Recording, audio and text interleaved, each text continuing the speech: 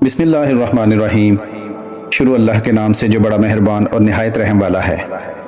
एक शख्स हज़रत इब्राहीम बिन अदहम रहमतुल्लाह अलैह से बहस कर रहा था कि बरकत नाम की कोई चीज़ नहीं होती। आप रहमतुल्लाह अलैह ने फरमाया, तुमने कुतिया और बकरी देखी है? वो शख्स बोला, हाँ। आपने उस शख्स से पूछा, कुतिया और बकरी में ज़्यादा बच्चे कौन जनता है? वो बोला, कुतिया। आपने फरमाया, तुम्हें बकरियां ज़्यादा नज़र आती हैं या कुत्ते? वो बोला, बकरियां। हज़रत इब्राहीम बिन अदहम फरमाते हैं, हालांकि बकरियां ज़िबा होती हैं मगर फिर भी कम नहीं होती, तो क्या ये बरकत नहीं है? इसी का नाम बरकत है। फिर वो शख्स बोला, ऐसा क्यों है कि बकरियों में बरकत है और कुत्तों में नहीं है?